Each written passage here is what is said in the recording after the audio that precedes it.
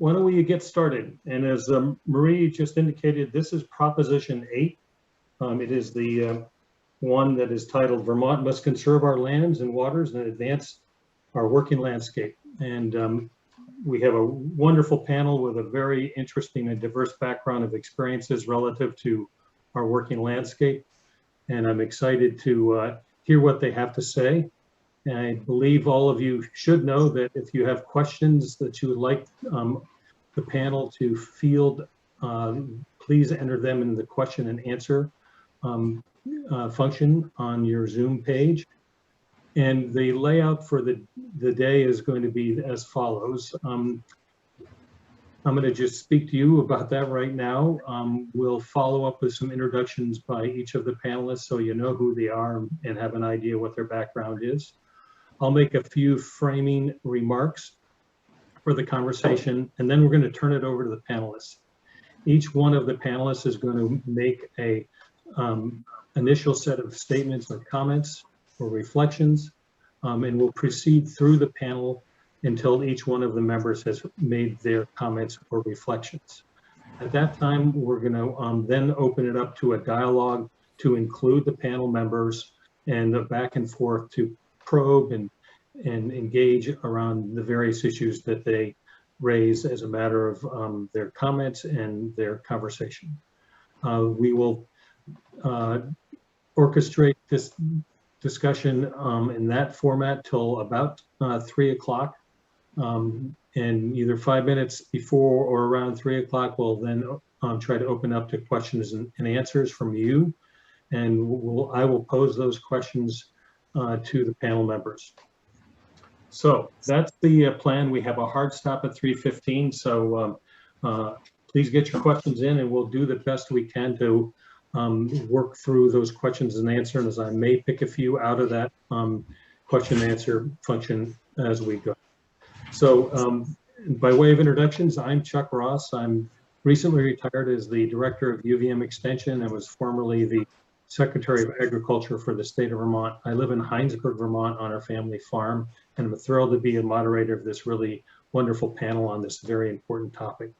So now I'd like Andy Keeler, if you could introduce yourself. And for those of you that may not be familiar, or just so you know, we're going to describe ourselves a little bit so you can more readily understand who we are. I'm the gentleman with the glasses, blue shirt, and blue tie.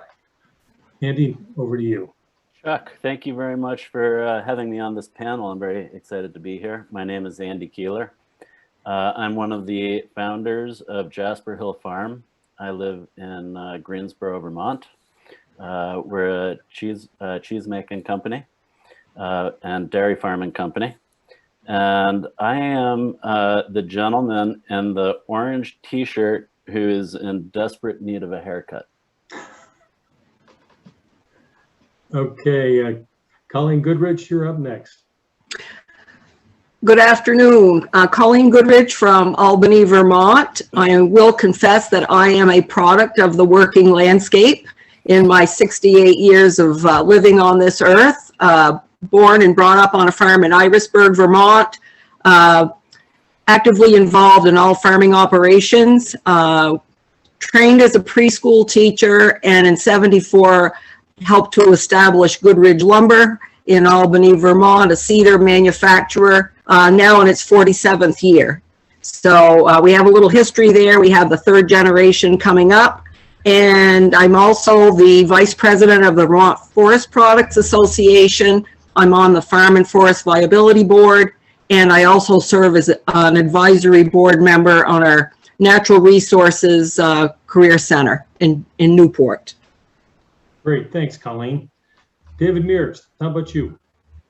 Thank you, Chuck. I'm David Mears. I am the executive director of Audubon, Vermont, and I've served as a head of the environmental law programs at Vermont Law School and a commissioner at the Vermont Department of Environmental Conservation and a number of other government jobs over time, and have spent a lot of time working at the intersection of the relationship between the local, state, and federal governments and the regulation of and support for working lands enterprises.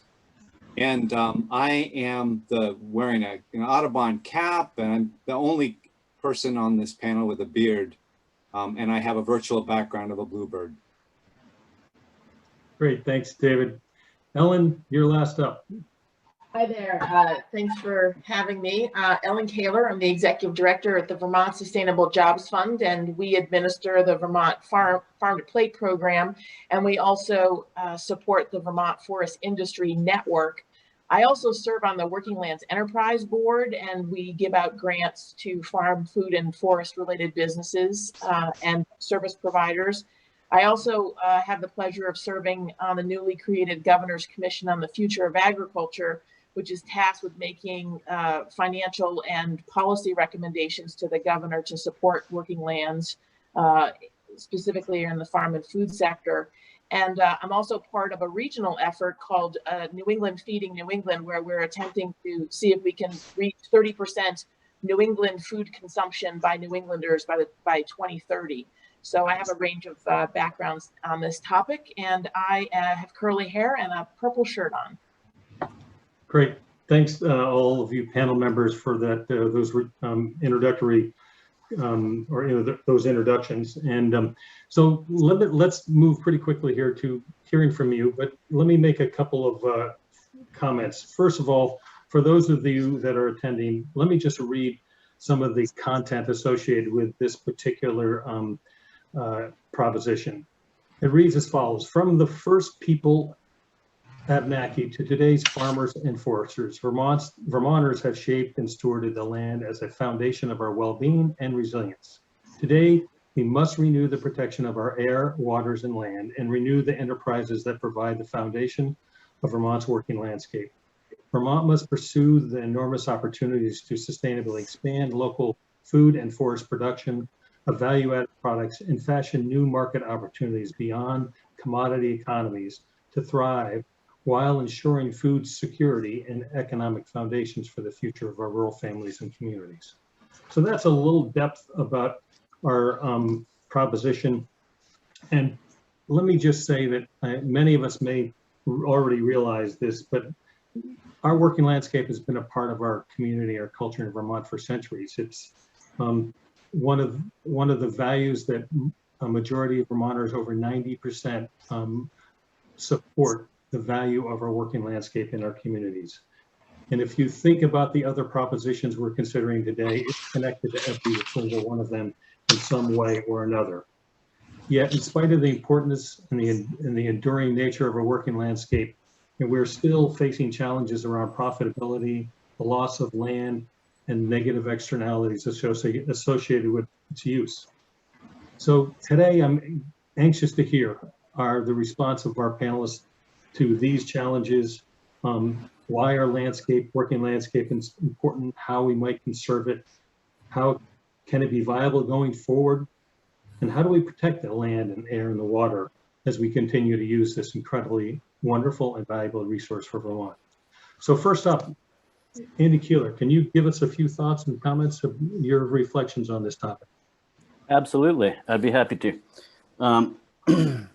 So my brother and I started Jasper Hill Farm in 2003 as a direct result of Greensboro losing 30% of its dairy farms in a single year.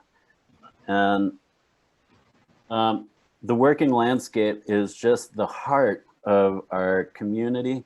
It's the bedrock of the character of our community. Two of the three select board members in Greensboro at the time were dairy farmers. And it was clear that there would come a day in Greensboro when there wouldn't be cows grazing on pastures. And that seemed like a pretty different place than what I'd experienced growing up. And Jasper Hill is a response to really the commodity market failing our local dairy farms. Jasper Hill is a model that exists outside of the commodity dairy industry and generates enough revenue to be able to sustain several generations, which would allow for the business transfer over time. the challenges that we're facing here for the working lands are complex, and like Chuck said, they touch everything.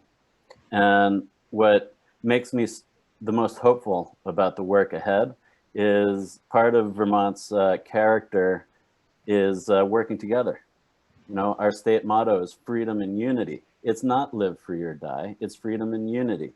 And in that motto is embedded this ability for us to come together and solve some of these problems. And Jasper Hill, at the time of its inception, like created a partnership with the largest cheesemaker in Vermont. We're probably the smallest cheesemaker in Vermont, collaborating with the largest cheesemaker in Vermont to create a pretty amazing company. We grew from just 2 employees to 117 employees over the course of like 12 years. And I don't think that collaboration could have happened outside of Vermont. It certainly is not going to happen in Wisconsin, and it's not going to happen in California. So we have a lot of things working for us, but we have an enormous amount of challenges ahead of us because we're expected as entrepreneurs to be able to fix just such a wide variety of problems that we're facing. You know, just in the last 2 years, we've had to run power. We spent $250,000 running power in order to be able to power our goat farm and our cellars. We got a quote for $125,000 to get internet at our dairy farm in West Glover. Right, we have some significant challenges just to be able to like run a business here, let alone be able to like thrive and be able to focus on making the really high value products that are going to allow us to operate outside of the like commodity milk market.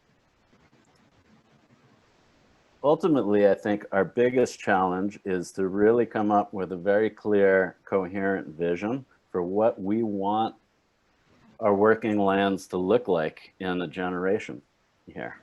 And from my perspective, things are going to have to change in order for our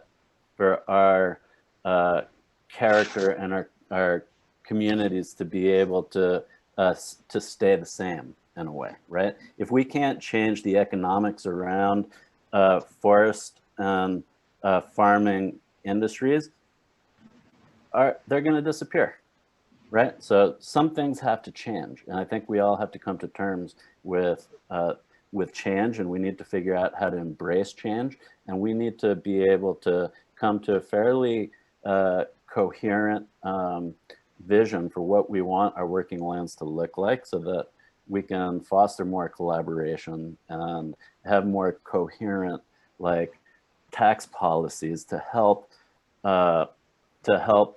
foster and promote the growth of the industries that support the working lands.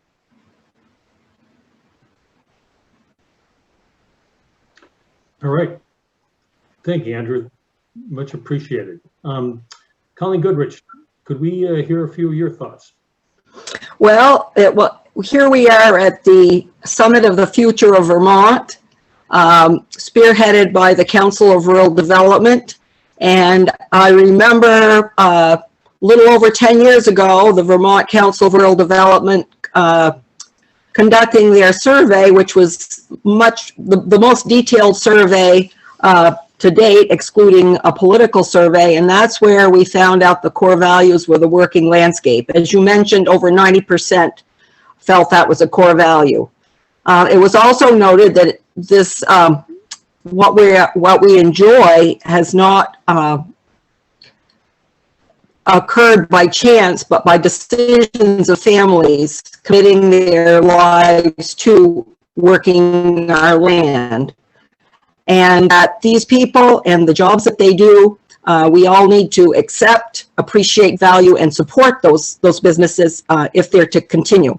We all are going to experience change. We're going to use different equipment, different models, but the fact is we have resources to sustain us culturally, economically, and also environmentally. So it's great to be back 10 years after, and I feel that in my career, the most important event was that realization. With that came the Working Lands Initiative.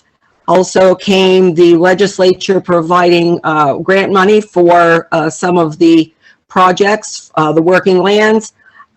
We have received one of those grants for a project at our business. I know other businesses have taken advantage of that extra little bit that they needed to make things better. So we have a lot of bright spots. I see a lot of people doing business planning, succession planning that had not occurred before. We have resources from the Viability Board and UVM Extension. People are using technology and the internet when they can get them. So we're all doing things in a different way. We're investing in our facilities, our equipment, different methods of operating our whatever we're doing, whether we're logging or whether we're planting crops. So I do see a lot of bright spots in conjunction with the core value vision. We do have our challenges for ag and forestry. We are kind of invisible a lot of times, and we need to continue to tell our story. When I grew up, it was just natural to understand all about living and growing things and life cycles and how we went about our work, being good stewards. But as the population becomes less connected with the rural landscape, it's even more incumbent upon us to tell our story. We are working with Mother Nature in the seasons, very costly to operate a business. We do struggle with markets. I know in forestry, we're struggling with local markets for our products and also value-added products for our products. So we do have challenges. We do have an opportunity to talk together and make sure that these businesses not only survive but thrive in the future. Great, thank you, Colleen. Next up, David, could you offer some of your thoughts and comments? Yeah, and I'll try to be brief, but I am a recovering law professor, so I'll trust you to shut me up, Chuck, when it gets to be time. Also note, I just glanced through the participant list, and I have to say it's in some ways regrettable that we're doing this webinar style, because there is a list of really amazing notables participating in this. And frankly, I wish we weren't in the pandemic and we could all be in the same room together, because I think with enough dedicated time, this group could put together some pretty good recommendations for our leadership to adopt. With that, I'll make 3 quick points. One, working lands is critical. I spend a lot of my time and a lot of my career in this arena because I see it as one of the most important ways to bring people and the land together. You know, I just see the relationships among communities and our relationship as humans to the landscape are really tied together by the intersection of land, people, and soil, and water and wildlife and the rest. The second point is that democracy is really hard, and there's nothing predetermined about the outcomes of how Vermont will look 10, 20, 30, 40, 50 years from now. What this landscape looks like depends on whether we as a community put together durable political solutions that require the hard, messy work of disagreeing with each other and finding a process to resolve those disagreements. And then the last piece is Vermont's landscape is not guaranteed to look like the way it is. I completely agree with Andy's point that we need to change if we're going to stay the same. I grew up in a state with a different motto in southern New Hampshire, and I can guarantee you that there's nothing special about Vermont's motto that protects us from the same thing that happened in southern New Hampshire. Southern New Hampshire is just closer to Boston. That's it. When I was a kid, southern New Hampshire, where I lived, had plenty of farms and plenty of forests, and there's nothing about Vermont that's sufficiently different about our laws, our systems, our culture, our community, that makes us so exceptional that we can't look like Southern New Hampshire, which now looks like another suburb of Boston.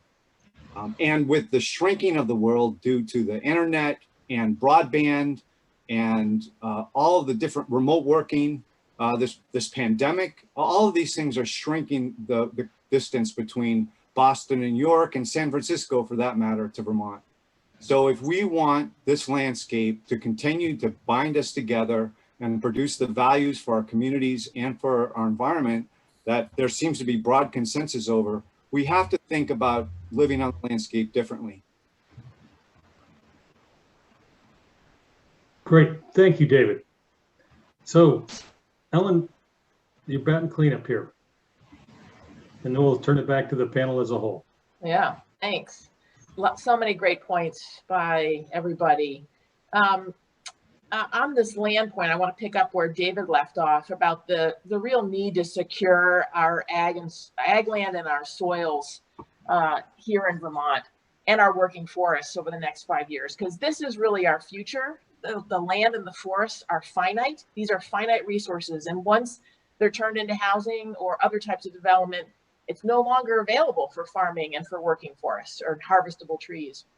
So our farm and forest fragmentation that's been going on for the last 25, 30 years or more is just a huge risk to our long-term security, as well as to climate resilience. And it's increasingly under threat from climate migration, and especially from those who have a lot of money. I keep hearing about all of these $8 and $10 and $14 million homes that are being built in Stowe, for instance. And I think about all the working farms that used to be in that area of Loyal County, and the fact that so many regular Vermonters can't afford to live in so many of our communities anymore because of what's going on with who can afford the land and the forests. And if we want to be able to have working forests, we need to have large tracts of land where that timber can be sustainably harvested because it's just so expensive to get equipment onto smaller and smaller parcels. Another point I want to make is that ownership really matters. We really need to consider and promote a wider range of legal and business structures. For instance, cooperatives, B Corps, multi-business partnerships.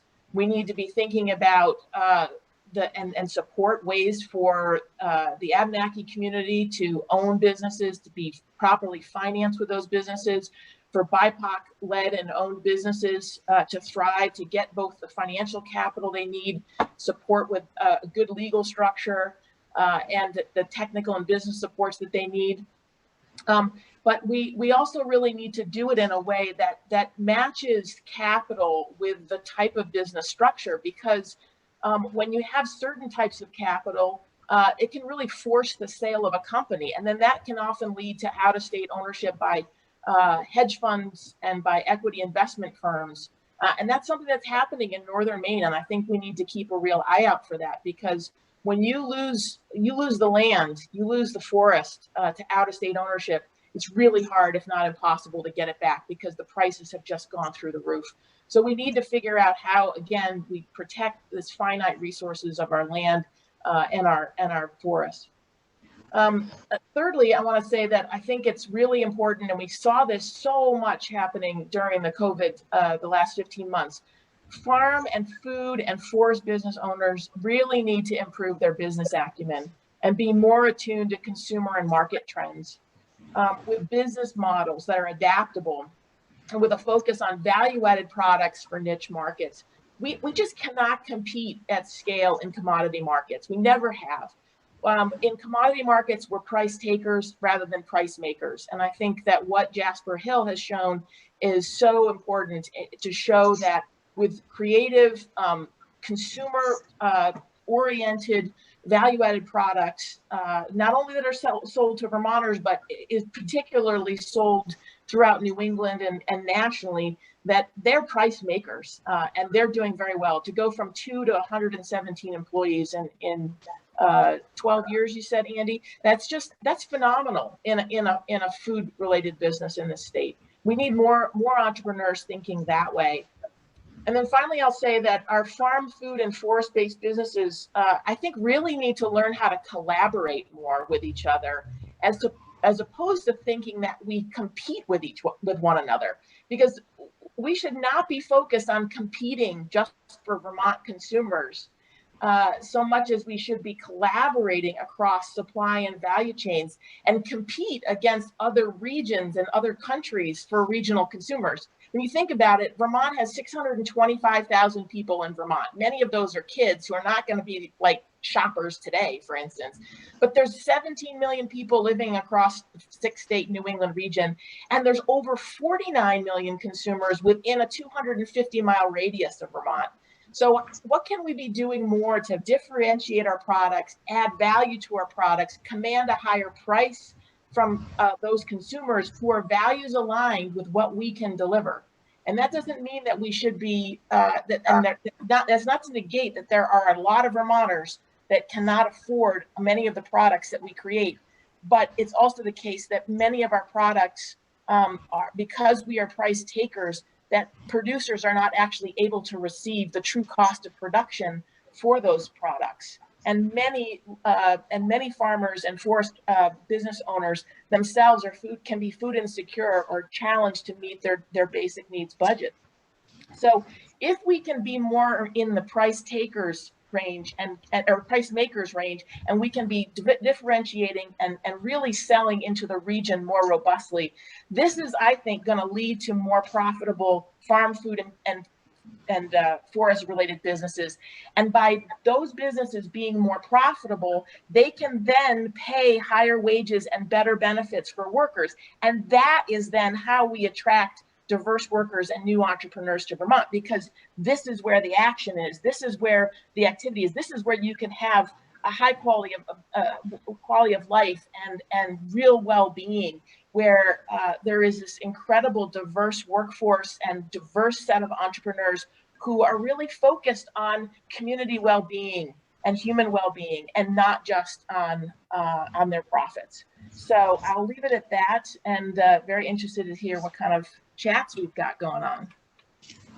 Thank you.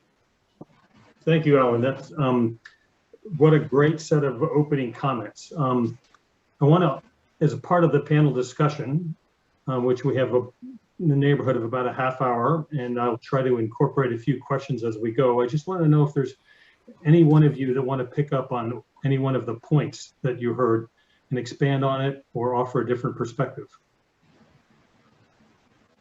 To pick up on what Ellen was just talking about, at this point, we're collaborating with 6 cheesemakers, 6 dairy farms, and we're looking to increase that to 10 dairy farms within a 15-mile radius of Greensboro within the next 5 years.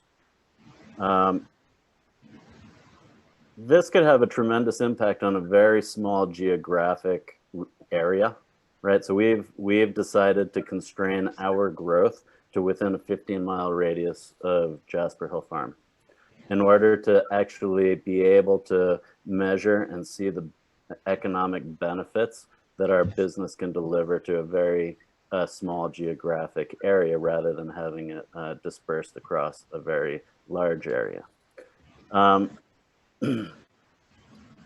I think it's very possible for a lot more of these collaborations to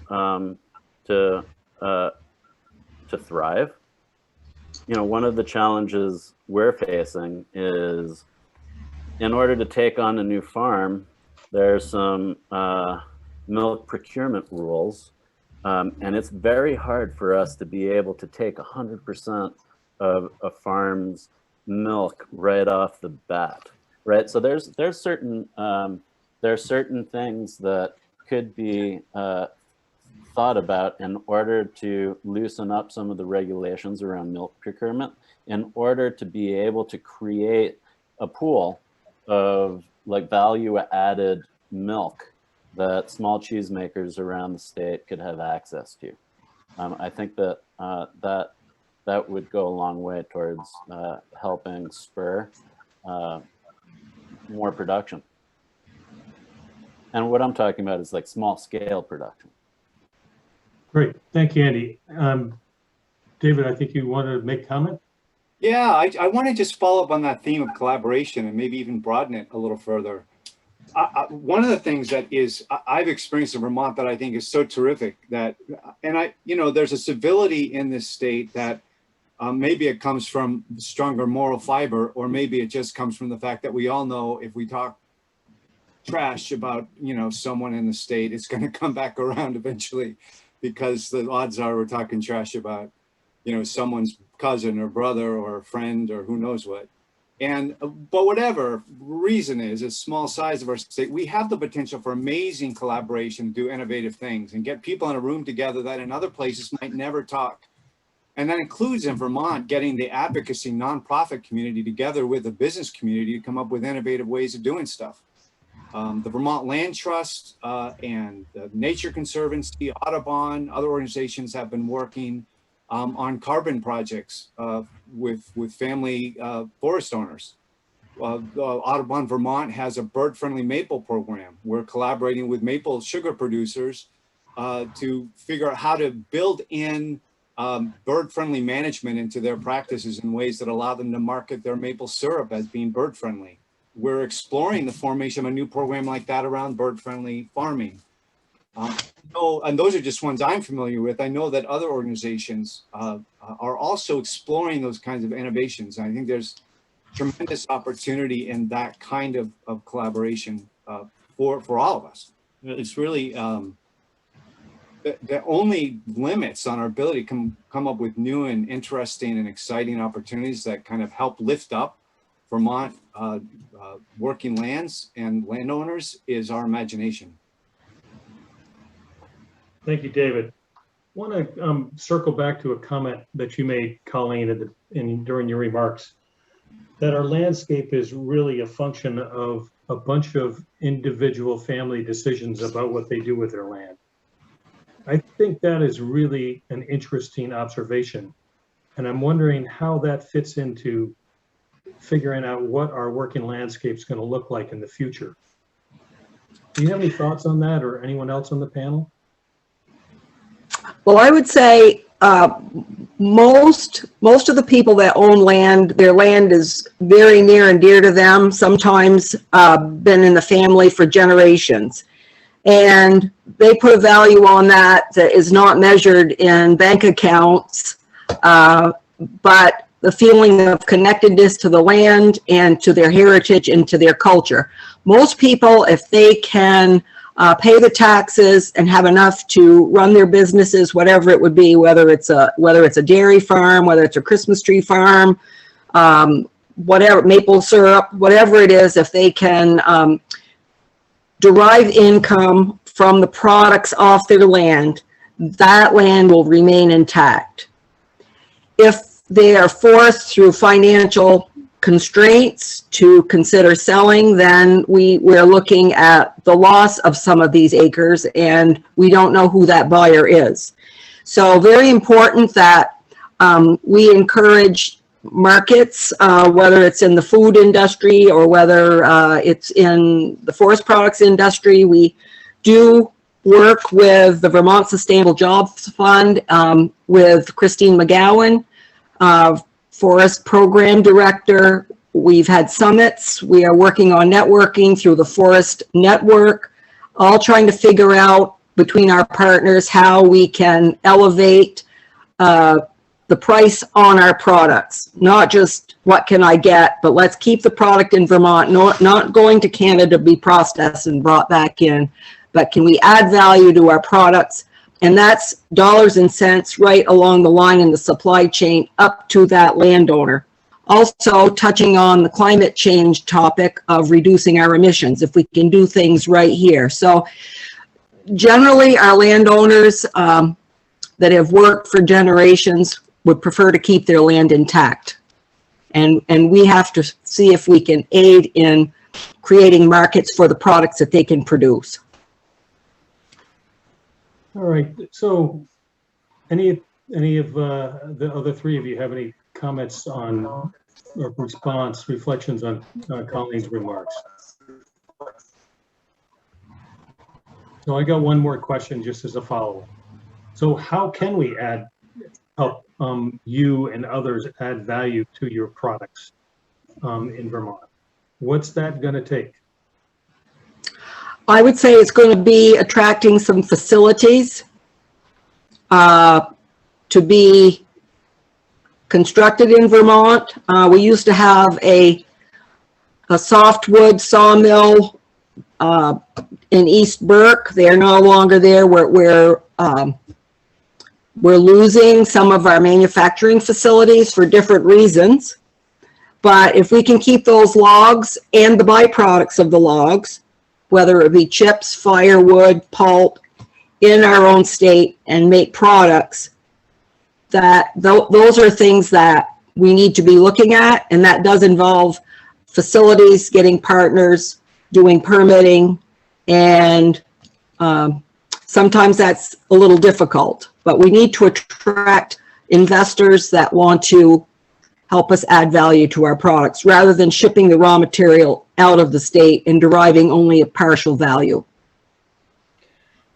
Hey, Chuck, could I just interject a quick note in support of Colleen's point about if we're going to keep land in a working land state, if we're going to keep it as forests and farms, that we need to think about how landowners get value out of it. I just violently agree with that perspective. And in the climate context, there's been a real challenge in nationally and even in Vermont around issues about forests and the idea that somehow we should magically keep all of our forests untouched and in a wild wilderness state, and we shouldn't cut a tree.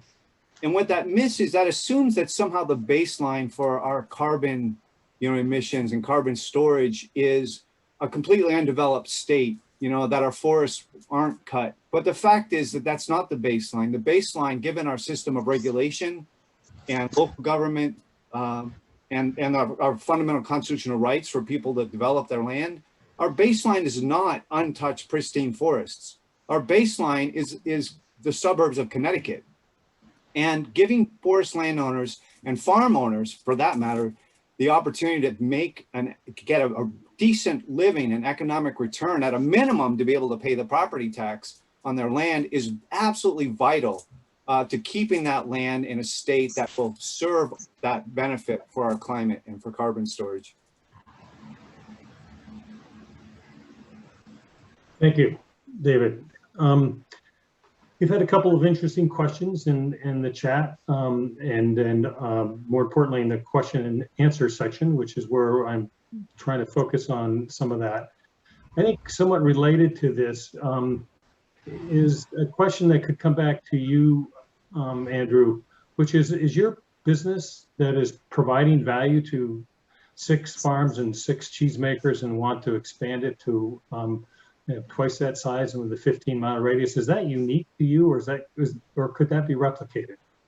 You seem to have a special product, a special market, a special geographic area that's serving your production process. I don't think we're unique at all. And I think there's a lot of space in the market. When I'm asked who we compete against, it's not against artisan cheesemakers in the United States. It's industrial cheesemakers from Europe who are selling their cheese into our market. That's really the market share that we want to take.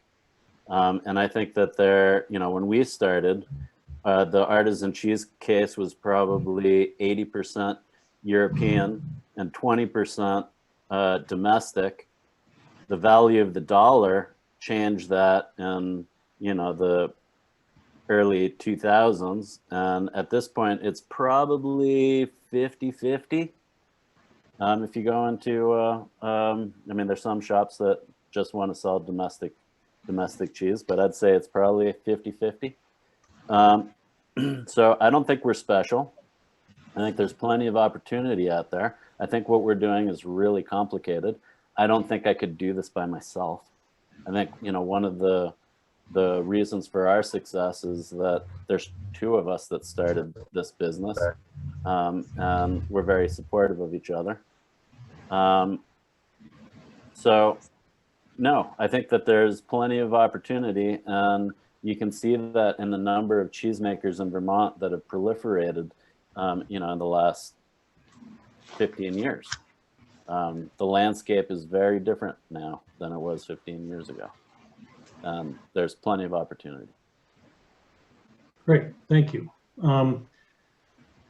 There have been some comments that the question about how we're going to meet our other environmental constraints when we continue to perpetuate the conventional systems that are in place today that have caused, in the minds and eyes of many, and have been regulated around because of their impact on our air and water in particular, but land as well.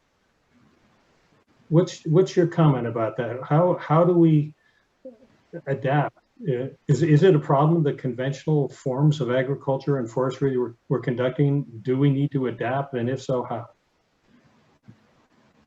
I'd say absolutely. I think this comes back to what I said. If we want things to stay the same here, things have to change, and part of that is the way we farm, right? And I'm not an expert in the timber industry, so I'm going to focus my comments on farming. But you know, we employ like regenerative agricultural practices. We graze our cows. We don't till our soils, and I think that there are certain things that we as a state need to kind of come to consensus on as to what's acceptable and what are things going to look like in 20 years if we continue down the same road. And that's a hard conversation to have, but it's one I think that we desperately need to make progress on. Great. Any other thoughts or comments? Yeah, I'll just say that I agree with Andy that, you know, things are in fact changing as they need to, because, you know, we have I've lost track now. We've lost so many dairy farms down to maybe 640 or something like that, and about 180 of those are organic, so they're already practicing a lot of regenerative practices, grass-based practices. So we have a diminishing number of so-called conventional dairy farms.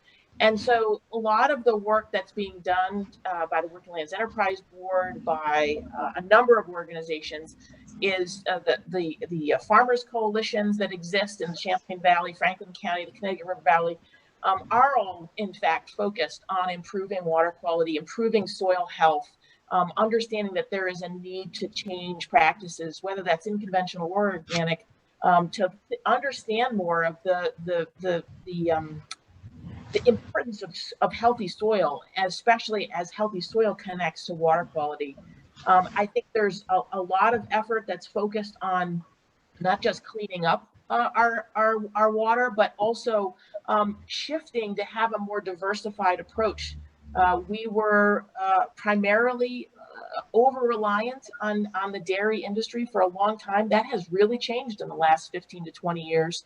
And I think it just will naturally continue to do that because of both market forces, but also because there's an understanding that diversity is really important, whether that's in our people, whether that's in our ways of owning businesses, whether that's in the types of products that we produce. Diversity is our strength. And so I think that that we're going to be continuing to see shifts and changes in our practices because that's how we're going to have the kind of future that we really want. Great. Go ahead, Colleen. Yep. Go ahead, Colleen.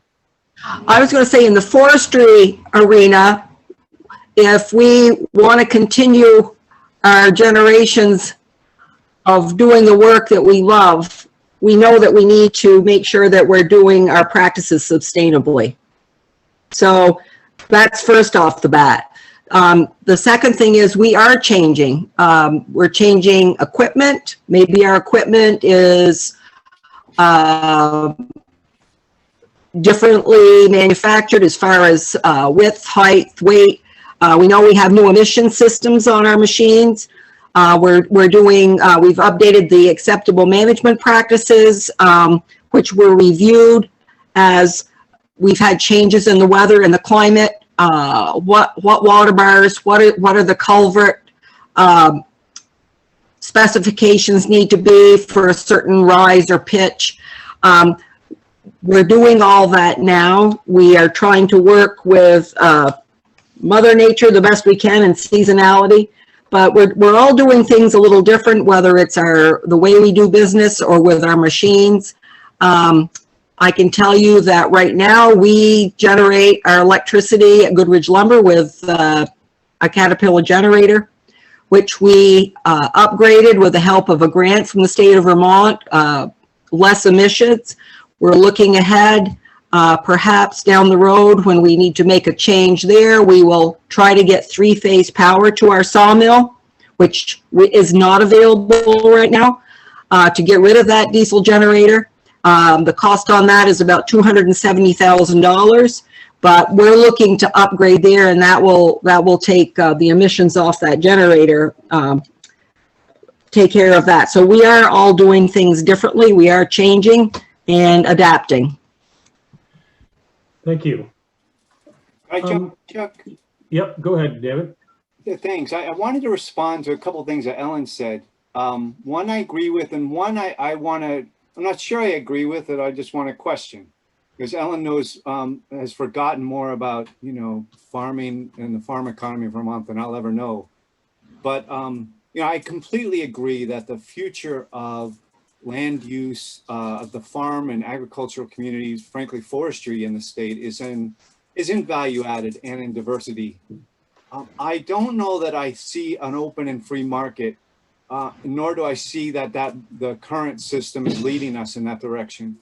The federal pricing system for milk and other commodities, the nature of the way USDA support for conservation dollars flow, and even in the state of Vermont, the way that our state dollars flow towards agriculture it's skewed, and it supports large commodity agriculture, and in Vermont, that's primarily dairy, in ways that aren't necessarily consonant with the state's best interests, or frankly, the farmers' best interests. We've, in many cases, kind of trapped our farmers in an economic trap. And so I just question whether or not we're naturally headed there. And I think one of the opportunities for this conversation is that it leads to a more sophisticated conversation at the State House and with our elected leaders about how that we need to tackle this issue, and that it's not as simple as just kind of letting things go that's natural course and trusting to the market. Because I'm not confident that's going to work in a time frame that's reasonable. The other thought I wanted to share is that I wonder if, and there's a demographic thing that we haven't talked about. The demographics of land ownership in the state, farms and forests, is such that we face an increasing transition of farms and forests to people that may not have the same commitment or experience to the values or to the use of the land as working lands. And we're already seeing that fragmentation on our forest land. We're seeing it in the challenge of recruiting new farmers. So I think that one of the topics where we need to spend time on are how do we train and support that next generation of farmers and forest landowners and loggers and foresters, and how do we create economic opportunities for them, farm viability programs that create, capital, that I'm sure Andy knows way more about this than I do, but how do you get capital to do something innovative like they've done at Jasper Hill Farm? How do we take those incredible ideas that this young generation have and foster and promote those? That seems like an important opportunity as we think about not just trusting to the market and the world that'll somehow work out. I'm totally with Andy. Like, we've got to change if we want to stay the same. Ellen, I think that might have been directed at you. I don't know if you have a comment, but I'd love to hear it. But there's a couple of other questions I want to pull out of the question and answer box as well. So, Ellen, do you anything you want to say in I'd like to pick up a little bit on David's last comment, actually, on workforce and our training the next generation, because I think that's also part of the solution towards not just letting things go to market forces, which is that we need to be investing in Vermont Technical College and in fixing the funding formula of our CTEs, our Career Technical Education Centers, because we have an opportunity to really truly train the next generation of our food entrepreneurs, farmers, and forest land managers and forest products business owners and workers. And we just have not invested in those. We have not put the funding where it needs to be. There are about 5 students in the forestry department getting a forestry degree at Vermont Tech right now. There's 22 students in the farm program. There's been a major initiative over this last year to try to figure out how to transform Vermont Technical College's farm and food program to be called the Center for Agriculture and Food Entrepreneurship. And it's going to need some major focus and investment, because there's real opportunities for jobs in these sectors. And as was pointed out on the demographic challenge, with an aging population, there's a need for the next generation to succeed the current business owners and become the new business owners.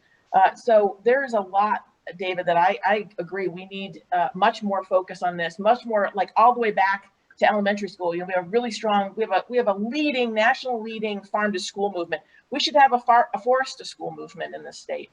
We need to be really helping young people learn about the opportunities of being in a working lands business or owning one. So I totally agree. And on the point that you were raising around not leaving things to market forces with the dairy industry, I agree. But there is no way the state of Vermont is going to come out and say, we're just going to end all conventional dairy farms. That's just not going to happen. So what are all the different other types of strategies to be able to support farm families that want to transition to goats, to other livestock, to other forms of agricultural practices? How do we support the farm community with improving their practices like no-till and cover crops?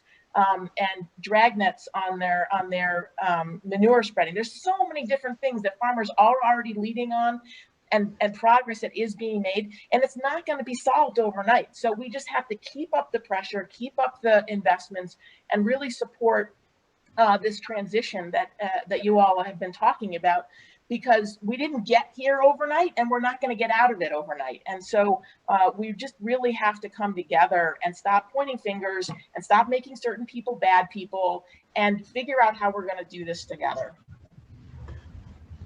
Thank you. That good back and forth. Appreciate it.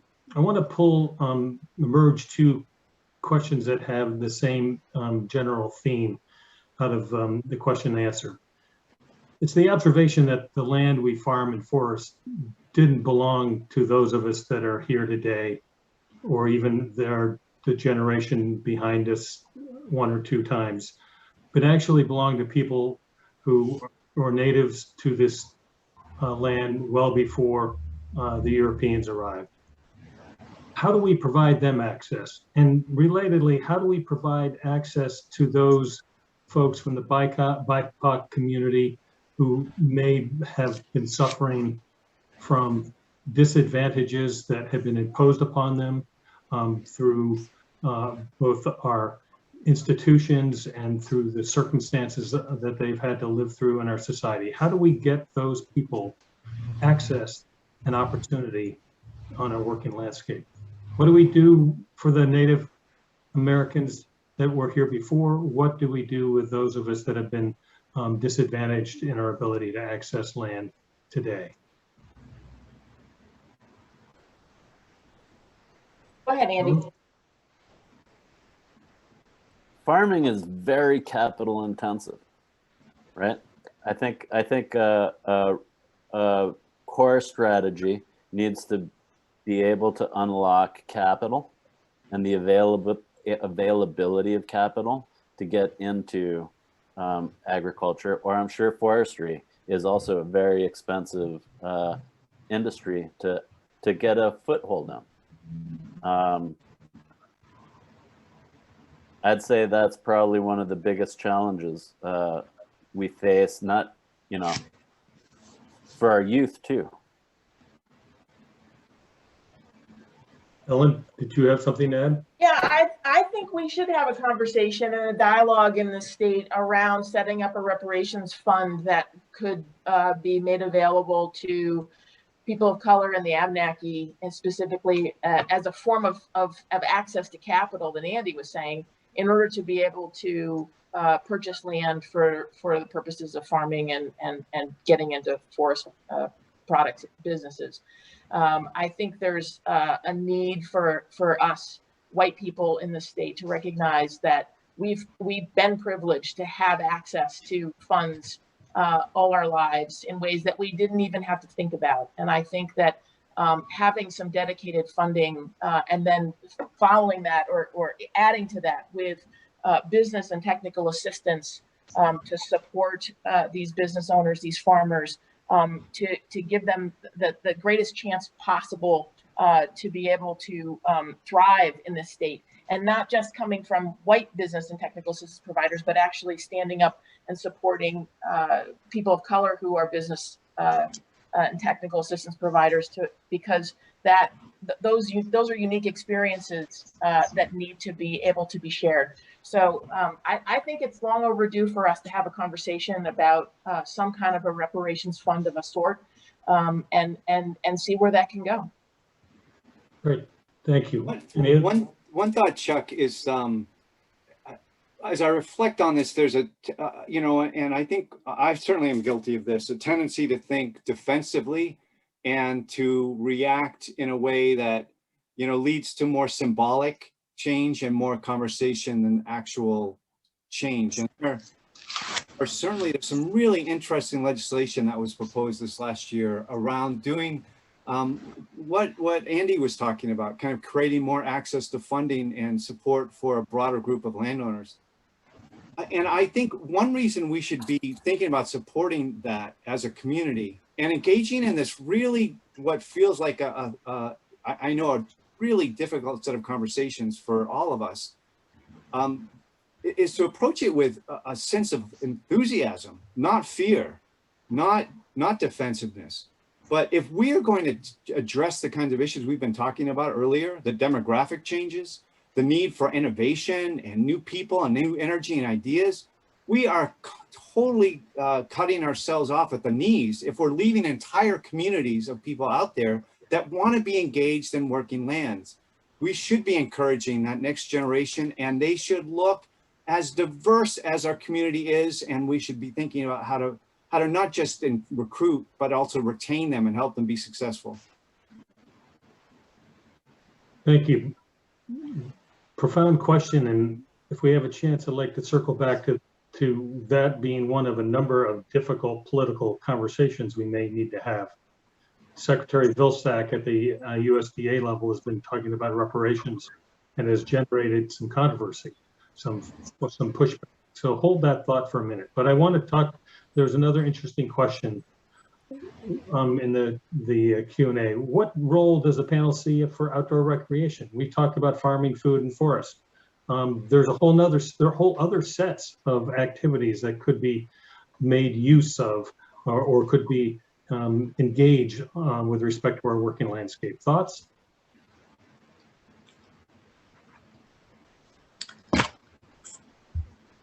Forestry and logging trails and so forth have been used cooperatively with landowners' permission for hikers, bikers. Those logging trails, very good access to getting in the woods for various recreational activities. So we see that as a good partnership with owners' permission. What about the rest of the landscape? What about those farmers with those fences and with those greenhouses and those animals that can't be bothered? It's funny because most farms were very heavily diversified, right? Where you maybe milked cows, but then cut cedar in the wintertime, and then made maple syrup in the springtime, right? And most farms will have, the back 40, their forest parcel. Ours does, and we have a fantastic network of trails through our woods, and it's really interesting. We're trying to figure out how to connect to Craftsbury Outdoor Center to be able to promote outdoor activity. So let me just ask Chuck, this. can I just add to that? Because I think both of those answers really reflect a really important point, which is that all of these are connected. Our forest land management and our farmland management and our outdoor recreation, each of those sectors are intimately connected. And frankly, they're intimately connected to the rest of our state's economy. And thinking about these in different buckets and different disconnected policy approaches misses an opportunity to kind of recognize those intersections and interconnections. So I'm glad you asked that question, because it also, from the environmental standpoint, promoting an economy that depends upon the protection of our natural landscape is frankly our best hope of protecting and conserving our wildlife habitat and beginning to make a dent in the discharge of the various pollutants that are affecting our air, soil, and water. So might I say that you all would support then, rather than the FFF, farm, food, and forest, we go farm, food, forest, and recreation as part of the cadre of activities we think about when we think about working landscape. All right. Think about all of the, we have open farm week and we have breakfast on the farm. There's plenty of agritourism that happens in this state, along with mountain bike trails through forests. So absolutely, both sectors have a big intersection point with the working landscape. And a number of you have touched on workforce development and education. There's some questions in here that touch on that. What is the role? What should we be doing in the way of our education? In addition to the workforce comments you made, Ellen, are there other things we need to do in education to undergird our working landscape? I don't think we would be where we are without the Vermont Institute for Artisan Cheese having existed. They no longer exist, but the services that they produced to small cheesemakers in the state was invaluable. And if anything, the regulatory and market is getting a lot more complicated and complex, and it's harder to get into the business. And there's a real need to invest in the kinds of services that VIAC was given to Vermont's cheesemakers. And I'm sure there's the opportunity for that across all different segments of agriculture and forestry. Yeah, I think it's a combination of like what Andy was talking about, where you have an institute that's able to do a lot of R&D and also some technical training. But for instance, it also, I think, applies to the need for additional people, boots on the ground in our farm and forest economies.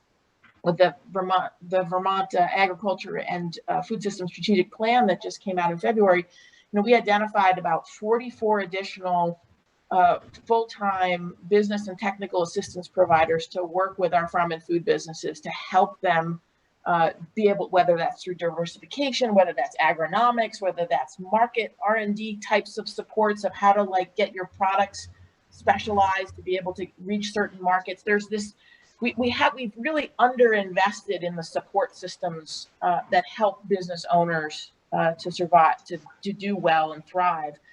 In addition to the fact that we haven't done enough in our traditional education system to bring young people along and see the opportunities that exist in both of the working land sectors in terms of new jobs, whether that be stackable credentials, apprenticeship programs, certificates, a whole range of types. You know, you don't have to get a 4-year degree to be able to go into working lands business or to own a working lands business. So I think we need to really broaden the investments that we're making in the overall educational system to really broaden to different types of educational models and delivery methods and such. Well, can I add to that, just that is someone who used to teach in an experiential learning program at Vermont Law School where the students learned by doing. I've seen the real power of that kind of approach to teaching. Vermont Technical College does a really wonderful job of modeling that. There's a coalition of groups I've gotten to know a little better over the last year: Vermont Youth Conservation Corps, Vermont Works for Women, Resource Vermont, the Northwoods group. There's just a large number of organizations in the state that already are producing really, you know, well developed, well trained young people and young youth, and we should invest more in those organizations, not less.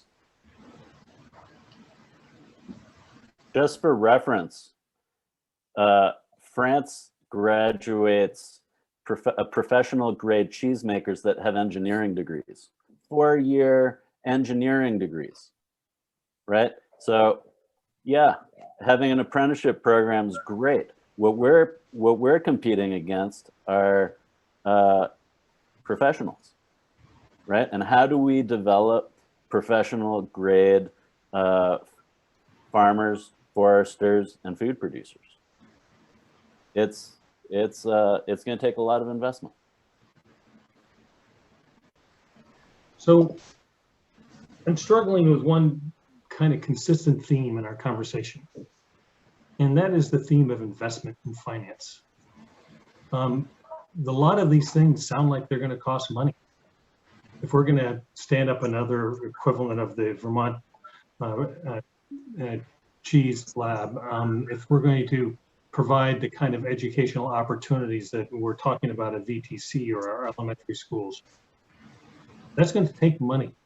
Where's that money going to come from, and why should it be invested here and are working in the programs that will support a working landscape as compared to broadband or childcare or some of the other propositions that others of us are talking about at this very moment?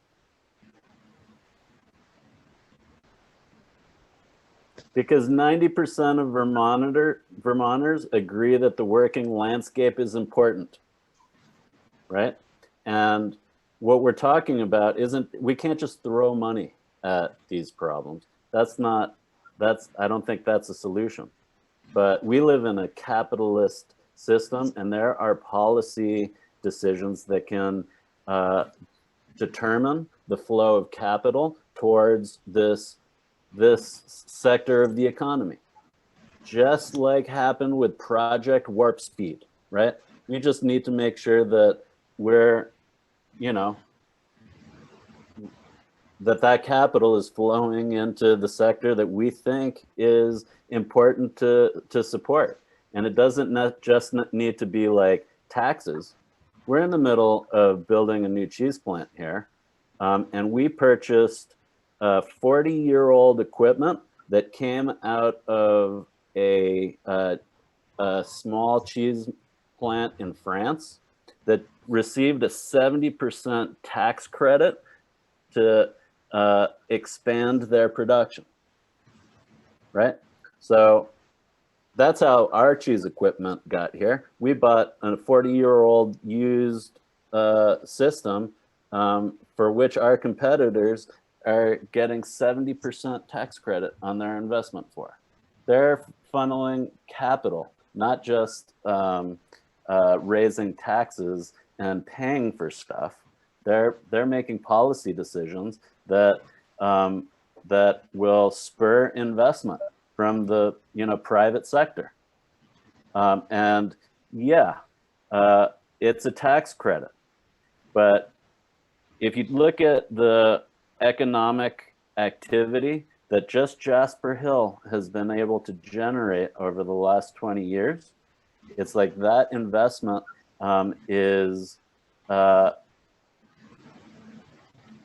the number of dollars that are recycled locally through farm and forest industries is very different than most manufacturing, right? Most of our dollars, 56% of our dollars that we spend are spent within 15 miles of Jasper Hill, right? It makes a huge difference, right? And we need to figure out how to target that investment and make it happen.